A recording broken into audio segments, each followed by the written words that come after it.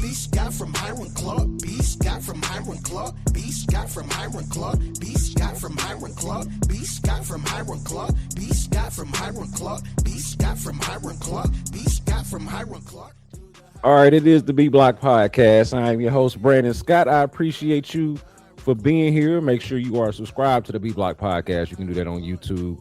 You can do that wherever it is that you get your podcast as well. And this is a special episode for me because I'm joined by a special guest. My man, Chancellor Johnson. You might know him from Channel 2K PRC formerly. You might know him from the Big 12 Network, Cron.com, just generally on social media on the scene. You might know him from around town. Chancellor's one, like what I like to call a townsperson, right? You from the town. So you might know Chancellor from around the way. But I know Chancellor from the Texans beat, the Rockets beat, and of course the work that he's doing at the Big 12. And I appreciate Chancellor for being on the B Block with me. Chance, how you living, bro? I'm living well, and you just inspired me. Next time I do my podcast, my own, I gotta have my own little intro. It's not as great as the B.Scott from Hiram Clark. That's fine. Hey, that's shout out to right Figgy. there. Hey, shout out to Figgy for holding it down. That's been my intro on Sports Radio 610 for, damn man, got to be for a couple of years now, maybe 2 or 3 years now. So when I come through on now, what is it, Fridays at 11 o'clock, they know that we play it at 11:30. So we do a segment and then got a particular segment where we bring that in, and it gets the vibes right, man. Figgy did that, man, and that was special for me too. When you're trying to start your podcast and you're trying to get like good music that's cleared, that you can actually use. And fortunately, man, we had an actual real life producer who used to rap back in the day, in his younger days, and was able to just kind of put something together. And there we go. So it's not too bad, man. No, I'm rocking with it, man. It's dope. It's dope for sure.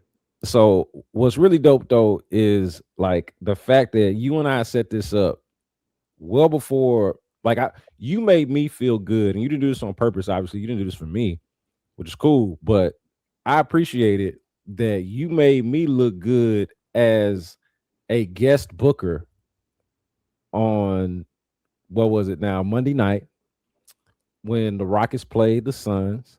And of course, we all know by now that Kevin Durant hit the game-winning three-pointer with just a second left to go. Devin Booker had a heave at it at the end. Rockets win the game. They overcome 13-point deficit in the third quarter. All of this stuff, right? And going that 20-7 run in the third quarter, kind of get them back in the game, and they win the game at the end with Kevin Durant. But I wanted to just shout out you for conducting acts of journalism, independent of us having this conversation, but conducting an act of journalism and making me look good, therefore making me look good as a guest booker. It meant like I got the exact right guy to have on to talk about Kevin Durant and what's going on with the Rockets. So I wanted to shout out to you first before we get into it. Well, I appreciate that. Everything just so happened to line up. Obviously, you had the great game winner from Kevin Durant. Amin Thompson said it was his favorite moment as a Houston Rocket. And then post game, which we'll get into here in a bit, I had a chance to talk to KD about it, and that actually it stemmed from being able to be in the locker room and build a relationship with him and seeing how he ticks and he's definitely has a chip on his shoulder coming from Phoenix, and we saw that on his answer from the question I asked him about hitting the game-winning shot against his former team. All right, so let's play that interaction here. This was Chancellor Johnson on Monday night with Kevin Durant in the press conference after he knocked down, the game-winning three against his former team, the Phoenix Suns. Have love within that organization, but as a competitor, does it mean any more to you to be able to hit that one against your former guys? Most definitely. You know what I'm saying?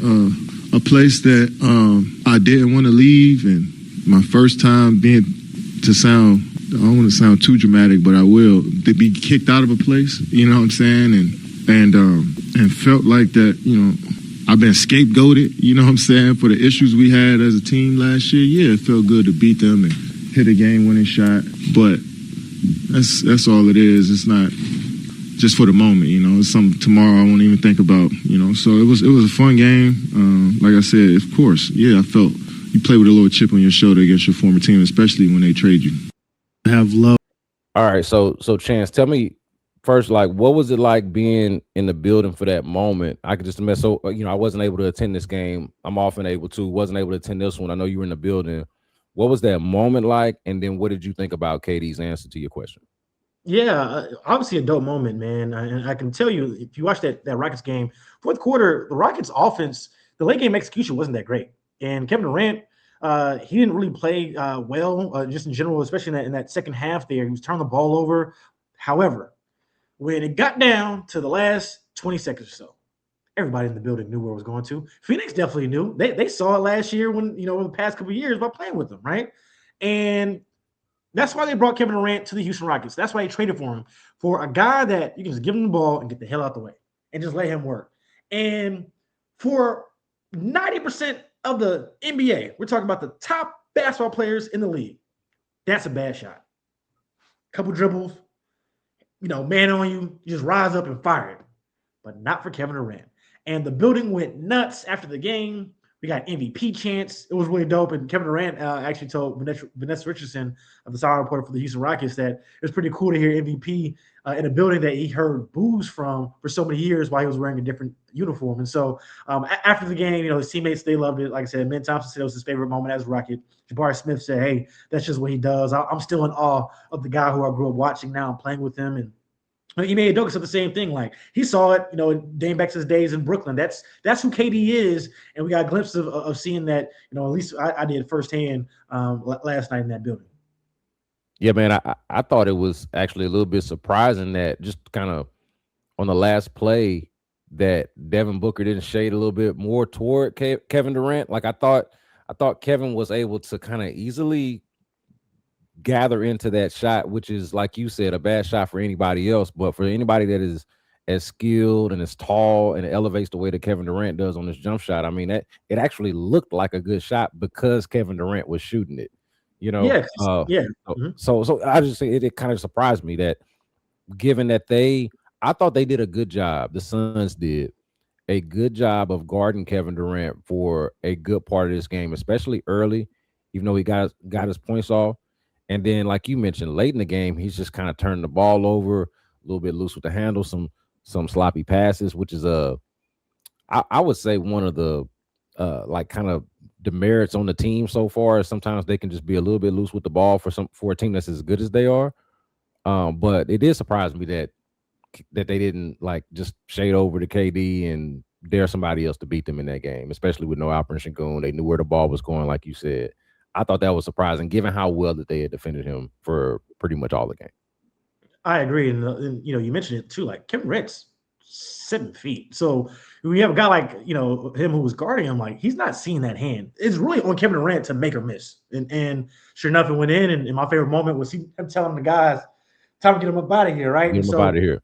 Yeah, it was a great moment, man, and it's fun, man, just watching the growth of this overall team. And Jabari has played better. Tari Eason, he's got back from his injury, and he's still shooting the ball at a high clip. Reed Sheppard, we've seen the jump that he's made, and we can talk about him later more on, but I think it was really important what Ime Udoka did early on, putting Reed Sheppard in situations, put him out there with Alperen Sengun and Kevin Durant and saying, you go hunt for your shot. I want you to be aggressive, because if not, what is Reed Sheppard on the floor for? To stand around and just dump it into KD and go sit in the corner, or to just stand out there? No, go be aggressive and make them guard you, and that opens up for everything else. And so I think right now that the Houston Rockets, they've been playing better as of late. They've gotten healthier as well, minus Alperen Sengun banging up his ankle. But with DFS back, that allows them to do more things, especially with Tari Eason as well on the wing. So I think that certainly helped the Houston Rockets get back to playing better basketball overall. Yeah, well, I'm glad you mentioned it, because I was going to ask you what you thought about their start so far.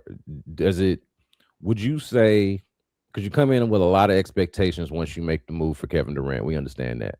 And it was, of course, a good team already before he got here. You add him to the mix. I mean, we understand. So is it meeting your expectations so far? And how much of a threat would you say the Rockets really are right now to OKC? I'll say this. You mentioned they brought Kevin Durant in, and obviously the expectations, they raised, but those expectations are to be met in April. They're to be met in May, in June, right? Ideally June if you can get there. And so I'll say this: some of their losses this year have been bad, especially to some of the teams that they've lost to, and you expect them to beat some of those teams. But I'm okay with them not like playing their best basketball right now, and whether it was turn a page from December now, right? We knew there was going to be some growing pains. None of those guys have ever played with a talent like Kevin Durant. There's some growing pains in that, and there's still some growing pains, especially like late in games. And so, yes, Kevin Durant was able to hit that big shot, and they won the game, and that's great. However, still leading up to that, those 3 to 4 minutes in the fourth quarter, it didn't look good. As you mentioned, Kevin Durant turned the ball over. He was kind of loose with the handle there. And they weren't really getting great shots. And so that's the thing that you miss with Fred VanVleet, getting everybody organized, getting the ball to Kevin Durant in a spot that he likes it versus having him try to create off the dribble, which I don't think I'm cool off that. I know he can do it. And if he's going downhill, great. But him just kind of dribbling out there, once again, I know he can do it, but I'd rather have him come off screens or get in the post and just turn around and just shoot and just score over guys, which he does so well. And so to answer your question, as far as expectation goes, once again, I've disliked some of their really bad losses, but right now we're seeing them play better basketball, and ideally you want them to hit their peak later on in the season. As far as can they contend with OKC, if you asked me this about a month ago, I'd be like, it don't look too good. Now after I just watched them get washed by the Hornets, and we see the Spurs might have done something, right? They might have broken that glass of I don't know, man. Might have cracked the code. Mm-hmm. They might have done something there, and even just like the intimidation factor that they might have had. I don't think anybody was just scared of OKC, but just you look at them and you're like, man, this team's really hard to beat. Then you watch the Spurs give them the Michael Irvin to the trash can treatment over the past month or so, and so I think because of that, and the Rockets playing better basketball, maybe it's not OKC that the West has to worry about. Maybe it's San Antonio, right? Right now with the alien over there and how they're playing pretty good basketball. So I think they certainly can contend and win the West, but then again, it's only January.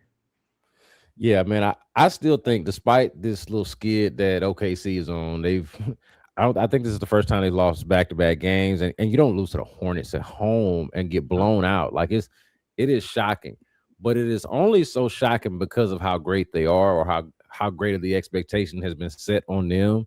And so if they flounder even just a little bit, like any normal team does, we just kind of gasp and dare to think that they might be normal. We thought that they were otherworldly. Maybe they're not. Maybe they are human. But I still think that that's the best team in the West. But to the point about the Rockets, though, I've always I even liked how they matched up with OKC last year. Not that I thought they could beat them. I just liked the matchup, the athleticism, the multiple guards that you can throw at SGA, especially with the emergence of Amen Thompson being a very special and particular type of defender. And of course, if Tari Eason is healthy, and I just have always liked their matchup against OKC if it ever comes up. And then now, of course, we're talking about a completely different thing, with Kevin Durant in the mix. And so I've always liked the matchup. I will say, though, and look, the Rockets are roundabout what the expectation is. I don't think that they're exceeding or not meeting it necessarily. I think it's right about where it's supposed to be. That being said, there are things about the team that bother me, like the turnovers and being loose with the handle. And at times this season, the defense being touch and go. They got moments where they're otherworldly defensively, and then they got moments where they'll just let the Kings and the Pelicans or whoever go off, right? In the same stretch of when you hold Denver, who at the time had the best offense in basketball, hold them to season lows and points in a quarter, points and a half, points in a game, and they shot low percentages. That's sandwiched in between these poor performances against these bad teams, right? So and a lot of that to me would be the inconsistency in their defense and or at times lack of focus. That's probably the better word for it. At times there's a little bit of a lack of focus that I would expect to be better given just given the expectation of the team and where they are right now. But as far as how they match up, how good they are, I will point back to the point you made about San Antonio. They have entered the chat, bro. The cats have entered the chat, and so now they actually add a little bit more of a wild card to it. Because I know I asked the question about OKC, but you got to start looking at San Antonio in a way that I don't think we were looking at them when the season started. I think if that's fair, and then of course Denver with Jokic out for a little while, who knows how that's going to go and what that's going to look like. So I think things have changed, and the Rockets themselves are right about where I expected them to be. And to that point, you brought up a good point about Denver. It'll be interesting to see how much time Jokic misses and where that leaves Denver towards the end of the year. Like he'll be back, but like if they have to make up ground in the standings, and maybe if you're Houston, you can get the 2-3 and let OKC and Denver fight that out over there in the 4-5 matchup in the semifinals. Maybe you catch the Spurs. Like that is huge, and that's something I was worried about. Of you might get a tough draw. Say you get like Lakers. That's not necessarily a tough draw, but like still you have to deal with what comes with the Lakers over there, what they're capable of, which you could argue about that. And then you would have to get OKC and then maybe San Antonio if you were the 4-5, if it plans out that way. But now if you get screwed up, you can avoid that altogether. Maybe you only have to face one of those teams, when you get to the Western Conference Finals, if you can get there. So I think that's something that I'm really monitoring is the standings there and how these teams flip-flop up there, especially with Denver losing Jokic for so many games, and how do they play without him? All right, so I want to rapid fire before we get to some Texans talk, because you did mention some of the younger players earlier on the Rockets. So I want to kind of just rapid fire through young players. We talked about Kevin Durant already, and all of us know who Kevin Durant is. Let's like go through some of these younger players. Alperen Sengun we should mention, and I did a bad job about this, so you're gonna have to go through this with me for a second, Chance. But I did a live yesterday about that game. I was so hype about the game. I didn't even mention the Alperen Sengun news, okay, which is obviously news and noteworthy. So we can bring that up. Gonna be out for, what did we say, a couple weeks? It looks like. And look, I want to get to him though, like just to mention that injury, but also like his season. What have you thought? Just kind of rapid fire through some of these young guys, starting with Sengun. What have you thought about? I've been impressed with all the Euroball stuff that we saw online over the summer, and like when we go in our little rabbit hole, see like what's Sengun doing on the other side of the world. That feels like it's translated to the NBA landscape. What have you thought about his season? Yeah, I mean, it's easy to forget. He's still, I think, like 23. The guy's still really young, and it also you can tell his growth, how much he's grown, because the running joke used to be the starter level is Alperen Sengun, there's Domantas Sabonis, and then there's Jokic. Now he's clear as Sabonis. Like that, like we're past that at this point. And when they played against Denver the last time, when it was Jokic and Alp, and they matched up, he held his own. And to me, watching him in that, and this is going back to like last year, the postseason, you want to see how they react, the young guys react in their first postseason performance. And he played really, really well. I thought he was probably the best Rocket throughout that playoff series last year against the Golden State Warriors. And so for him to have the offseason that he had in the Eurobasket, the Euro League over there, he's fantastic. And I thought he's continued to have a really good year this year. It's too bad he got hurt, because he was looking like he was going to make a All-NBA team. And maybe he still can. Hopefully he doesn't miss too much time. But it's a sensational season. He was well on his way to be an All-Star. It's too bad he got hurt right now. Yeah, man, I've been impressed. Like, just thoroughly impressed. I mean, when you're in it, like every day, there's something that you can nitpick about anybody's game. But he's one of those where it's far more good than bad. Much rather have it than not. So yeah, Amen Thompson. That's another one where it's like maybe I watch him too much because I'll nitpick dude's game, but then I'll step back for a second and I'm like, yo, he is so incredible. Because like when he misses a bunny, or when he's not aggressive enough, or when the other team is baiting him into shooting threes that they know that he's probably not going to hit, but he's confident enough to take. Like those are the moments where I'm like, but then it's like, okay, but step back for a second. Look at this like walking potential triple-double, and how he's impacting the game from baseline to baseline, sideline to sideline. He's all over the floor, just a force of nature. I nitpick his game as well, but it's only because I expect so much greatness from dude. What have you thought about Amen Thompson's season so far? Well, it's funny because if you ask Twitter, non-Rockets Twitter, they would tell you he was a bum. Like a couple weeks ago, he had a couple games where he didn't play very well, but then you look at the stats and he's still putting up. His floor is like 28-7. Yeah, with great defense, and obviously he gives you the element as well too of being able to push the pace, get guys open, and his playmaking. And so, I'm interested to see what he looks like without LP because, and just just genuinely curious because him and LP have such a great connection of. One thing that's worked all season is the KD Sengun pick and roll, the short roll to Sengun, and then you just see him fly across the baseline for a lob. Him hitting his head on the rim. They should run it they should run it every time. Bam, just every time. Because I don't know what you do, right? And so and teams have had a hard time figuring that out as well. And so like now without LP, you won't have him sitting in the lane as much. Now that opens up some lanes for men to get to the rim. But I mean, yeah, like men's sensational. I am curious. All right, cool. Like, what is the next step for him? Like, because if the jump shot doesn't come, at worst, that once again his floor is essentially a walking triple double. How else can he grow his game? And to me, it's the handle. And we saw a little bit of that last night, even in the fourth quarter. He had a play where they actually had a couple times where they kind of just let him go to work. And he hit one guy with like an in and out cross, low gather, finish at the rim like the left or something crazy like that.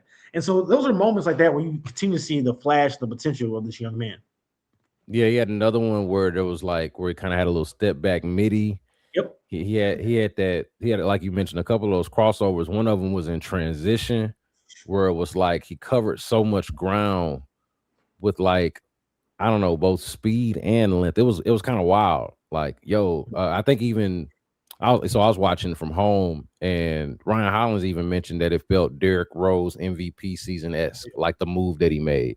It was one of those transition crossovers that he had, but incredible talent and just somebody that,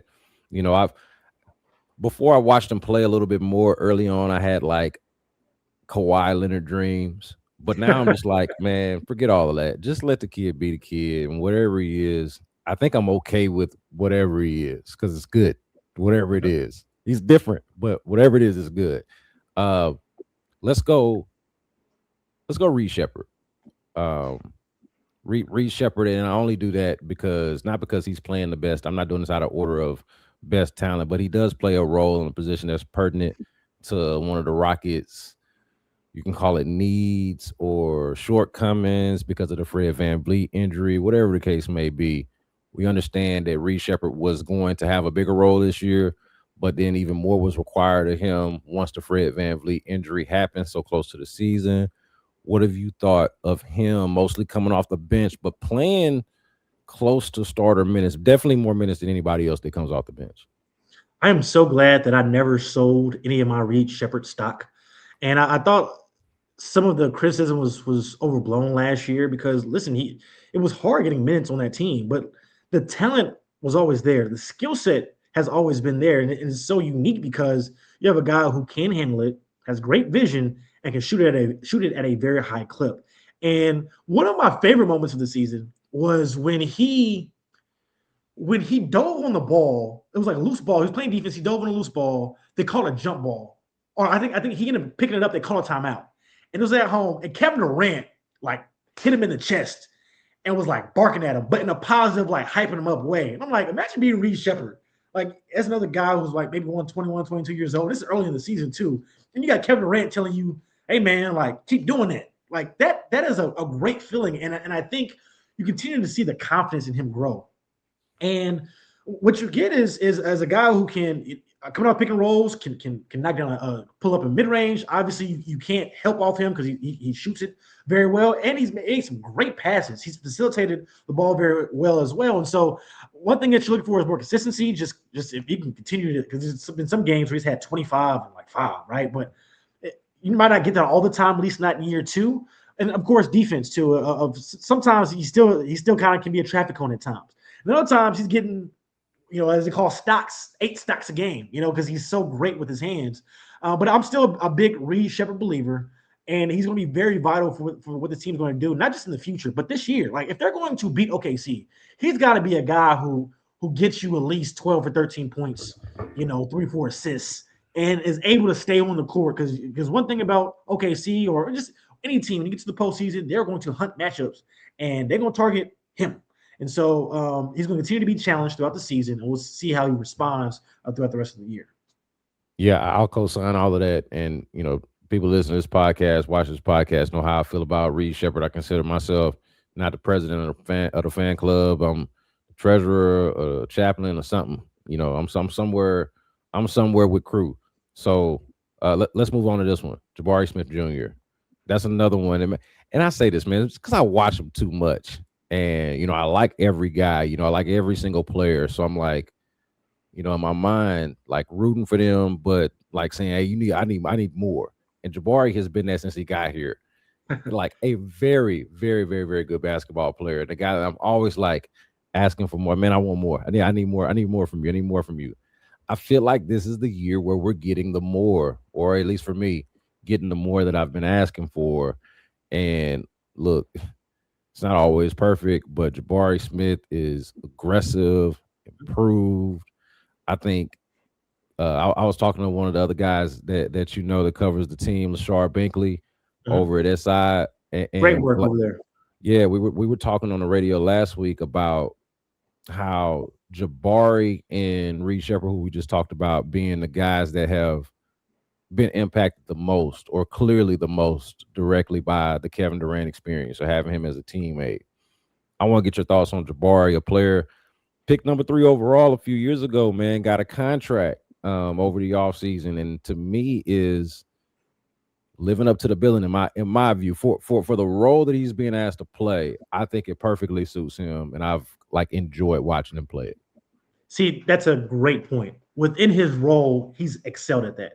But I understand where you're coming from when it comes to Jabari of still wanting a little bit more, right? Because you're talking about a guy who, when he was drafted, was supposed to be up until draft night. If you remember that, he was going to the Orlando Magic. It was like a bait and switch, it wasn't until the draft started where it was like Orlando's picking Paolo, and then OKC was dead set on Chet, and so he fell to the Rockets at 3.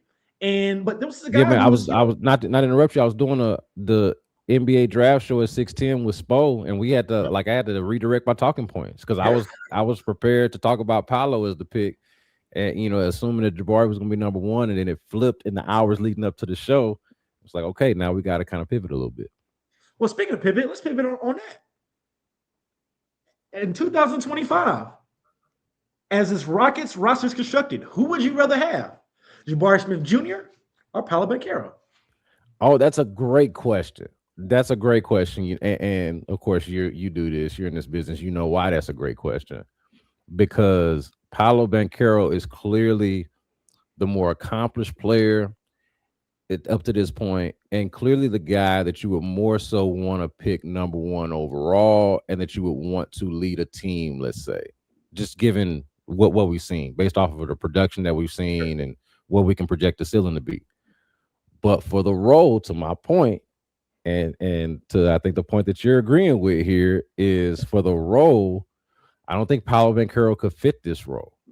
If Paolo Banchero was on the team, it would be a completely different type of team. Who's to even say, if Paolo Banchero was on the team, that Alperen Sengun would even still be here?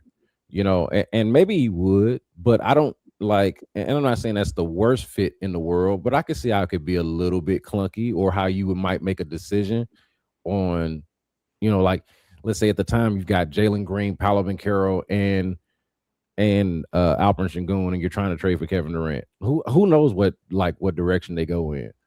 To your question, for this role, with what's going on here, is Jabari Smith Jr. It ends up working out. I think for every season, for all the seasons leading up to this one, if you ask that question, you could say, yeah, I'd rather have Paolo Banchero. But now that they've traded for Kevin Durant, and what I would say properly cast Jabari Smith as a critical piece, a starter, but a critical piece, a connector, if you will, that that is perfect for what the Rockets have built and what they're trying to achieve.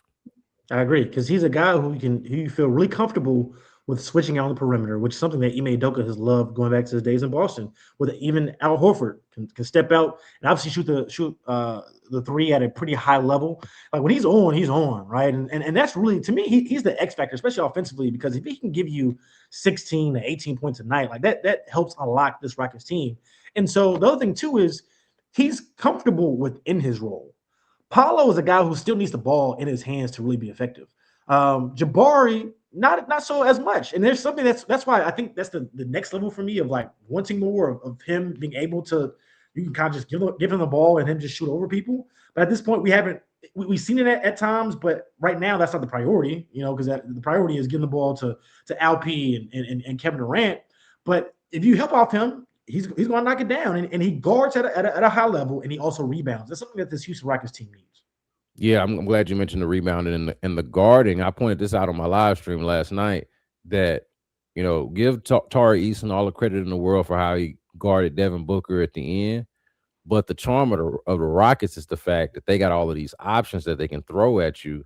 Like I hardly even remember much of Amen Thompson even being on Devin Booker because they had so many options. Like the moments that stick out to me, at least in the second half for sure, are before Tari Eason, Jabari Smith Jr. for a nice stretch there on Devin Booker. And Devin, look. In that fourth quarter, too.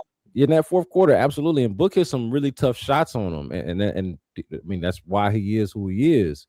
But Jabari was guarding him tough. I thought Book did some savvy stuff, drew a foul on him at one point. I think maybe drew a couple of fouls on him that were like more just savvy D-Book type of moves that he could have got anybody with, but just like in a vacuum, I thought Jabari was doing a hell of a job on him, all things considered. So since I mentioned Tari Eason, let's that's the last one. Tari Eason has probably, let's say, played the least of them all, and the cool part about it is when he's played, you could argue he's been just as good as anybody in his role. I thought Craig Ackerman made it a point on the broadcast to point out he was like the league's leading 3-point shooter or whatever, I guess at the time. And that's because he's been shooting it well. He had that really hot stretch to start the season, and has just been, I don't know. It's tough because you're like, man, if this guy can just stay healthy, since he's been back, they put him in the starting lineup. I'm like, hey, you know what? I think I like this. I don't think I really would have done it, but I'm glad they did. I think it's working out cool. What are you thinking about Tari Eason from watching him in his limited action, but now back and I think making an impact? Yeah, I'm glad Tari Eason is back, and I felt bad for him when he did get hurt because you got to remember too, this is a contract year for him, and he understands that, especially after over the offseason they can reach a deal on an extension, and so I don't know all the specifics on it, but with him not signing it, that's in one way or another him betting on himself. And he came out this year and was lighting it up from deep, shooting over 40% from three, his best shooting year. And then he gets hurt. And I know he was really bummed out about it. And he came back this year. He came back after that injury, and he let it be known to Ime Udoka, I want to start. And so far, so good. It's worked out for the Houston Rockets. And I think he adds an added edge, more juice than what you were getting out of Josh Okogie, even though he played really well. I thought he's been a nice signing for the Houston Rockets. But now you bring back Tari Eason. And he's not a younger player, but DFS has came back, and his numbers don't jump off the charts, but that allows you to do different things. That also allows Amen Thompson to not have to always guard the best player. That also allows Amen Thompson to do more things offensively because he's not spending all his energy on the defensive end. So, Tari Eason back in the lineup really helps this Rockets team and throughout, and allows Ime Udoka to have more options on what he's able to do on both ends of the floor. Let's talk about the Texans for a bit. They're in the playoffs for the third straight year. Miko Ryan's third year as head coach. C.J. Stroud's third year as quarterback. Will Anderson's third year as their defensive leader, you might say. I know Aziz makes a case for that, but you understand what I mean. They're best young defensive player. What have you made of? So, of course, they started the season off poorly, 0-3, 3-5. They are the hottest team in football right now. 9-game winning streak to end the season. They got Pittsburgh Monday night.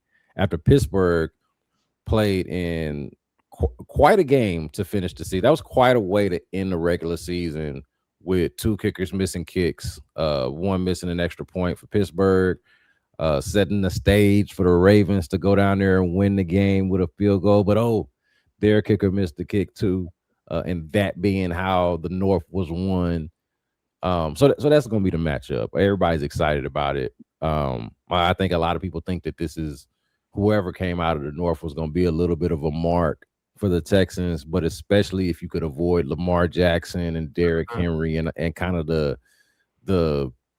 history there, the ghosts that are there, right? So I want to ask you first, are you surprised? Because I watch, we haven't mentioned this yet, I watched the Texans cookout that you do with Sarge and Jonathan Alexander and DJ Bieniemy. And I saw Sarge, like Sarge, like once if he get to take that victory lap, he gonna take it. So I saw Sarge taking his victory lap for being the only one on the cookout that didn't count the Texans out when it looked like it was about time to count boys out if we being real about it. So I'm gonna ask you, are you surprised that the Texans pulled off this turnaround? And what do you think has been key to it? You know what's funny? The 0-3, them coming back from 0-3 actually doesn't surprise me. It was when they dropped after that Denver game where I thought they were really in trouble. And the reason why I say that is because coming off of 0-3, if you look at it, like their first 2 games, even though they lost them, they weren't like bad losses. The Rams game that was the season opener, they were right there until the end, literally until Dare Ogunbowale fumbled as they were driving to win the game on the road. And the offense obviously had some trouble as they have had all season, but we didn't know how it was going to play out. But, new system, new offensive coordinator, they lost on the road.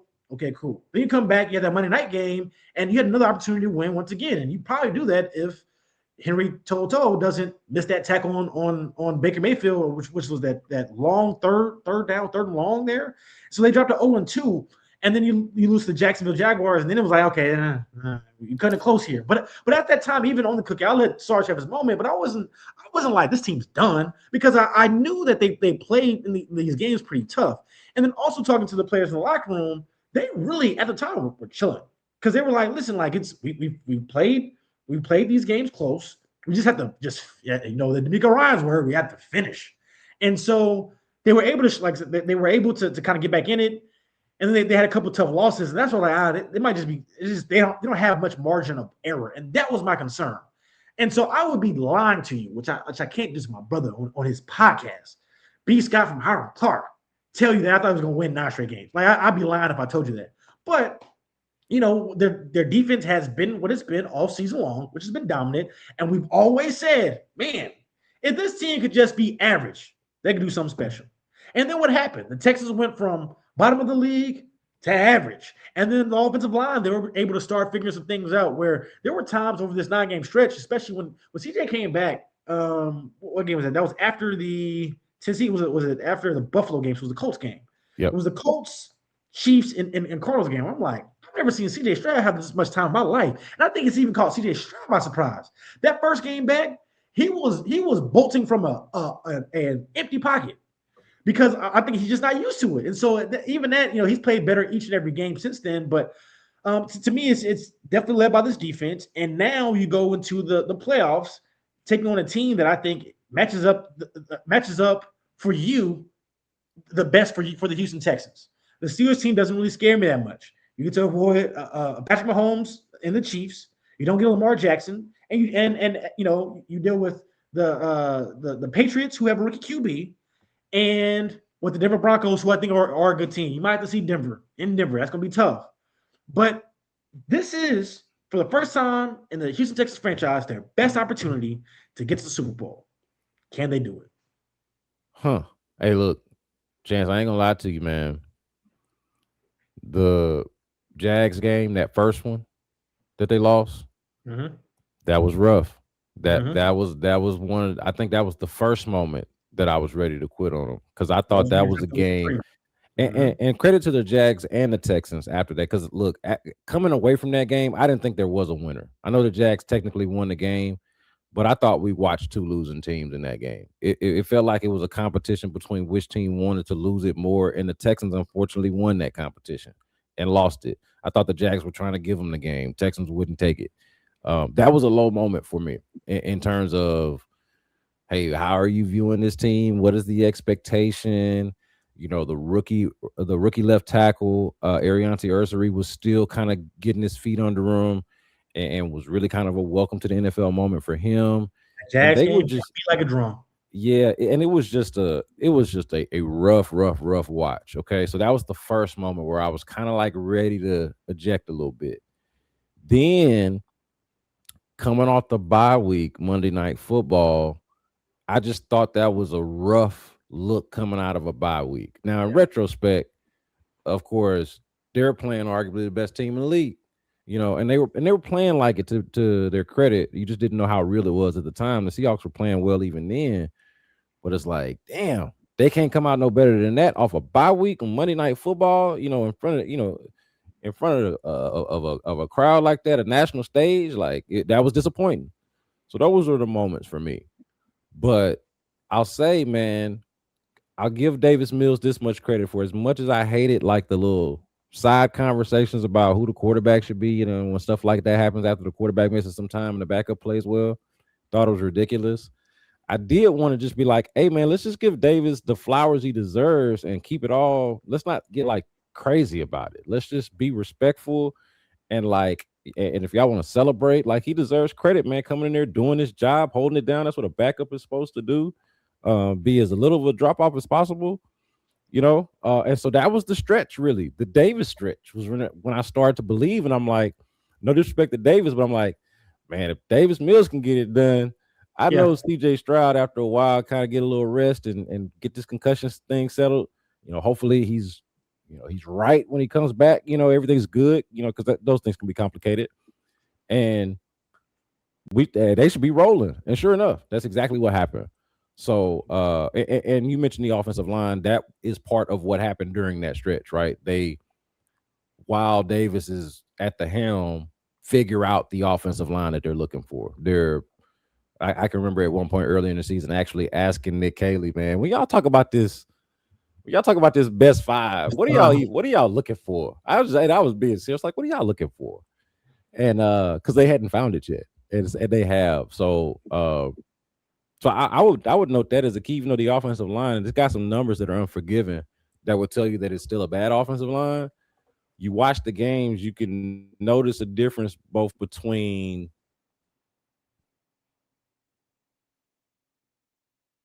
the pocket that CJ Stroud or have, and to Stroud's credit, his hate that happened, but yeah, the sacks that he would take earlier in the year and even sometimes last year, he's dirting the ball, he's getting rid of it, he's making quicker decisions. I think all of it from that standpoint, even though the offense not, you know, can leave a lot to be desired sometimes, I think that's been a noticeable difference. Let me ask you this about the defense. What stands out to you most, man? Because I'm like, man, every level you got pass rushers, you got interior guys that nobody really knows their name except the local guys, but you're like, damn, they're in there balling. The linebackers, I think, have far exceeded my expectations this year, all of them. And then, of course, they got an all-pro corner, and they got another corner that might not get to be an all-pro corner because he plays with one. But if he didn't, might be an all-pro corner. Yeah. What stands out to you most about them and how they've been playing this season? To me, the biggest thing has been consistency. And I say that as they kind of end the year, not the way. And I think, and I like that, the way they played all season. I like that because they hold themselves to a high standard. And they've still been pretty good. But in general, for them from week one, when you look at how good this Rams offense is, for them to go on the road out the gate and hold the Rams to 14 points at home and give their team and their offense a chance to win that game, that really set the tone for the entire year. And, man, like, they're so physical. You talk about what stands out. They're so physical. They're so aggressive. And, different teams and coaches, they come up with these slogans and these different terms that they sound cool, but what do they actually mean? And when you hear the word like swarm, like Texans swarm with a bunch of grown men who get paid millions of dollars, like, whatever. But then you watch them on tape and they embody everything about that, the term of what swarm means. Boys be swarming. Boys be swarming for real. What? It's so many hats flying to the ball, and when they do, it's physical. And matter of fact, I was talking to I think it was either DJ or Jonathan. We were at a game, and I kind of laughed out loud because a guy was going. They were tackling a player to the ground. I think it was toe tackling a player to the ground, and you just saw Azeez Al-Shire like almost like dive head first, and it was just like you just saw him just kind of attack the pile. And that's just kind of like a representation of how nasty this defense is. And yeah, if I'm a team in the AFC, I'm probably begging like, man, I hope the Steelers find a way to clip them and get them out of here because I don't want to play them. And I can't blame them. And you touched on it earlier, the amount of talent that they have across the board, from up front to the linebacker position to the secondary. And the other thing that stands out to me about this defense is if you've seen the graphs, if you've been paying attention to the Texans, and like the one thing that stands out is like they're not trying to be cute. We don't line it up. Do something about it. Do something. And no offense for the most part, outside of the Arizona Cardinals and Trey McBride going crazy on them. For the most part, they haven't been able to figure it out. And so that's the reason why the Houston Texans are contenders in the AFC and might be able to do something they haven't done before. Let's get to a Super Bowl. At least on the field, the things that stand out to me about the defense, they're mean and they're fast. Mm-hmm. Like they got bad intentions, not dirty, but bad intentions in the best football way. Bad intentions, and they got the speed. They got the speed to match up with, of course, that's what offenses are trying to do, beat you with speed. They got speed, and they're meaner than any offensive player could even imagine being. They're just like Kamari Lassiter, a maniac for a cornerback. Azeez Al-Shire's history is well documented and possibly, I would say, more unfairly maligned in some ways for how on the edge he can live at times out there on the field. And Will Anderson is crazy because like he is like the nicest guy, maybe if I could possibly do it, I want him to mentor my son. Like he's that type of dude, but on the field, it's like, yo, something's up with this dude. So maniacal speed is what I would call it. However, the offense, okay, it's been a struggle. It's been a struggle at times, I would say. It's been a struggle. And overall, like, let's just be real about it. They don't have too many redeeming numbers or anything that is going to say this is a great offense. Like, it's going to be hard to make that case. But it's also an offense that I feel like has shown some flashes. And the one thing you can say about them, to their credit, is that they typically don't beat themselves, at least not with turnovers. Now, penalties are sometimes an issue. They got some drive killers on their ledger, to be clear. But do you think the Texans offense has enough to compete with the AFC's best, especially given what you mentioned earlier? The AFC's best don't look the way we had become used to them looking. Do you think that the offense has enough for the Texans to compete with the AFC's best and allow them to actually make a run? I say yes. And this is actually less about the offense and more about the defense. Because if you go back maybe about a week ago, D'Amico Ryan said, hey, if our offense gives us 7 points, we feel like that's enough for us to win the game. And I think the Texans have shown that they can get 7 points. If you look over this 9-game stretch, I believe at least it might be all of them, but at least 8 out of 9, they've scored at least 20 points. And for the most part, that should get it done for the Houston Texans. We've seen that so far throughout the stretch here, especially like let's just take the Pittsburgh Steelers. I don't think the Pittsburgh Steelers are scoring 24 plus points on the Houston Texans defense. I don't see that coming. If I look around the AFC playoff picture, teams that can get score 3 touchdowns or more on this team, Denver maybe. New England is interesting because I'm interested to see. All right, Drake, it's playoffs. You play like MVP candidate all season. What does it look like for you when you get there? And maybe he continues to set the world on fire. Maybe he does. Maybe he doesn't. But outside of that, like I feel really good about the Texans' chances. I'm not saying they're going to do it, but I feel good that hey, they can do it. And the important thing is too, which is really important, is these last couple games of the season. And you were going to ask about CJ Stroud, and this kind of ties into him. Is even when the offense hasn't played that great, and at times they have long stretches where it's like, what are they doing?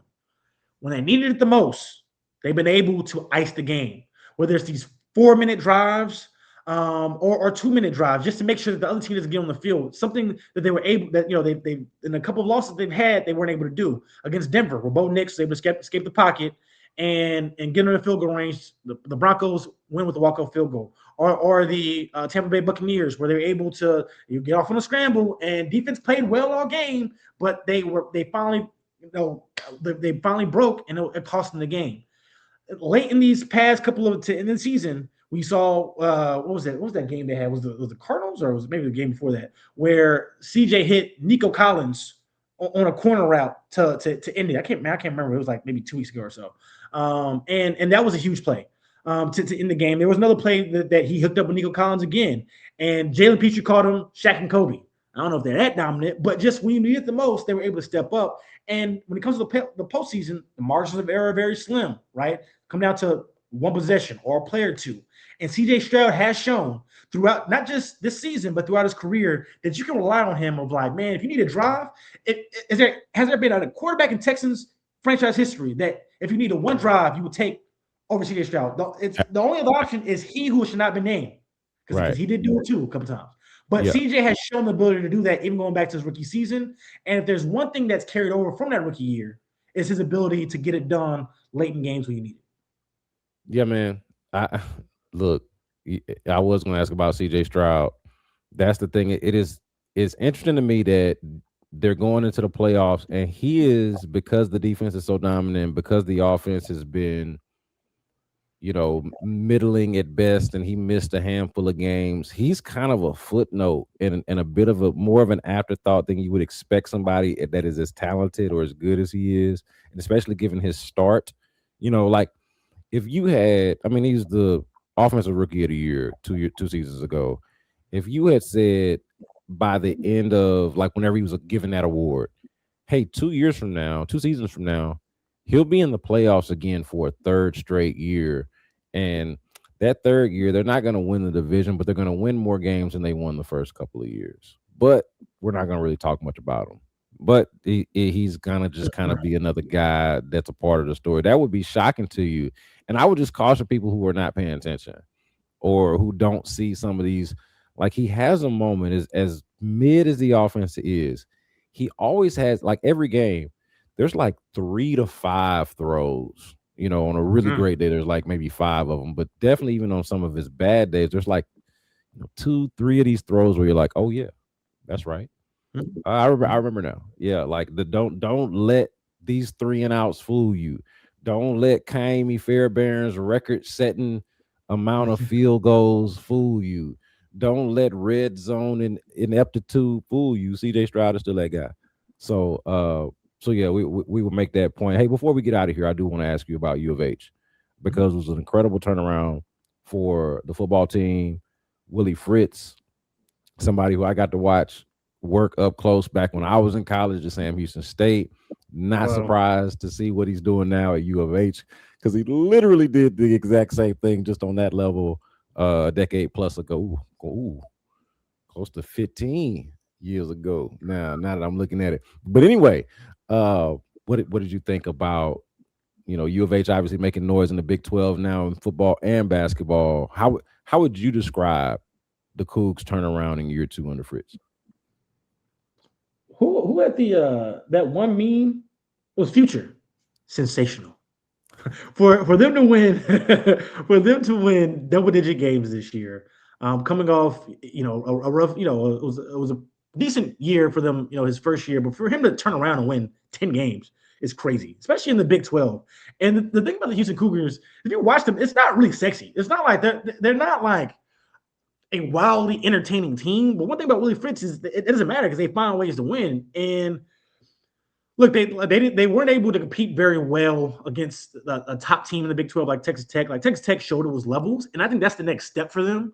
But what I liked is they didn't beat themselves, and they win the games that for the most part they're supposed to. They had a one of their losses was a tough loss they shouldn't have lost, but for the most part, like he always has them prepared, and that's one thing you couldn't really necessarily say about the Houston Cougars in the Dana Holgorsen era, and it's a lot of buy-in from this team, and it feels like he's still taking he's taking a lot of underdogs on their roster. You can look at their quarterback position with Connor Wigman, a guy who was cast away from Texas A&M, and he comes to the Big 12 and has a fantastic year. And he's a guy who'll be brought back. And then you look on the recruiting trail, we get the number one QB, or he might have been the number one prospect overall. And like that says a lot. And you know what? And if you want to draw parallels to like basketball, Kevin Sampson is talking about Galen Robinson. I don't know if the people are listening, if you tapped into UH, and maybe you weren't tapped in when Galen Robinson was here, but he said something cool about like Galen Robinson made it cool to come to Houston because he was from Houston, went to Westbury Christian, and Galen was on the teams that like helped lay the foundation to what we now see the Houston Cougars to be. And so like now I say that to tie into like now when you get a Keyshawn Henderson, who is a top prospect on coming into this class, about like now it's cool to come to U of H. They're winning games over there. They got some swag in the third war Cougs, right? And they win games. And so what's interesting is after they won the bowl game, the Texas Bowl over LSU, Timur Fertitta made his way back from his lovely trip over there to Europe. He was back in town for the holidays, got a chance to get the bowl game, and he said, "Hey man, yeah, I'm gonna spend some money on my Houston Cougars." And you look at what's happening over there in Lubbock with Texas Tech, another billionaire owner who is certainly pouring it on, and we see the difference it makes because if you ain't paying, you ain't playing. It ain't happening. So now you're Fertitta, you feel like, all right, cool. I've invested in the men's basketball program. We've seen what it's turned into, a national powerhouse over there, right? What if you're able to do it with the football team, and what that can maybe turn into? And so Kelvin Sampson said, I would not be surprised if I see them in the playoffs sooner rather than later. That it's possible because all you have to do is win the Big 12, and you got to get over the Texas Tech hump. And BYU is really good, and Arizona State, my Sun Devils. All right, they got to the playoffs last year, but it's doable. Once again, you have to spin that coin, but it is doable for the Houston Cougars, and we'll see if it is actually sooner rather than later. You mentioned the basketball program. We'll have to talk about them at another time because like they're getting things rolling. They had their Big 12 opener over the weekend against Cincinnati. I watched that game. It was a rough watch in the beginning, but ended up being a pretty entertaining game. They were like 3 for 23 at one point in that game, bro. I was like, what am I doing with my time? But they ended up making it worthwhile at the end. They got Texas Tech tonight when we're recording this. So I'm going to let you get out of here and get to that. We'll talk more Cougs of the basketball variety, hopefully in the future as things progress. But in the meantime, Chance, man, let the people know where to find you, what you're up to these days, and what's happening. Yeah, absolutely. So find me on socials, Twitter, TikTok now too. I'm big on TikTok and Instagram because everybody's on the reels at Chancellor TV, and then Chancellor Johnson Chance Johnson on Facebook. I'm sure you got some Facebook viewers as well. Add me on there as well. But I'm creating content for the most part digitally, doing some stuff with the Big 12, still cover Houston. I'm still local, man. So it's certainly fun. And still, look, man, we get paid to talk about sports. It's not a bad gig at all. So I appreciate, you for having me on. Appreciate the support. Even after I left KPRC, we're officially approaching a year now since I left. That was in February. And so, it's been nice to see like there is life after local TV, and I don't miss it, man. Like I get my weekends back to like now I can just watch games and just kind of create content around that without, necessarily somebody telling me where to be and when to do it. And I get to kind of do it my way. And so it's been fun. And, I certainly appreciate your support along the way. But once again, it's been an honor to be on with B.Scott from Hiram Clark. Thank you for having me on. I appreciate you for saying that. And I'm not just saying this because you're on and because you said nice things. You are truly one of the more talented people in this market. I would say that from a talent standpoint, obviously, we're younger than some people that have been around forever, but from a talent standpoint, I would say you take a backseat to no one in our market. So that's worth noting. And I'm glad you got that independence, man. A little bit of freedom. I know what that's like, bro. I know what that life is like, man, and it's good living. So appreciate you, Chance, for being here. Want to thank the audience too for joining, man. Check out Chance on all of his platforms. Make sure you check out the B Block podcast as well, wherever it is you get your podcast. Be sure to subscribe on YouTube and rate, review, tell a friend. And until next time, y'all be good.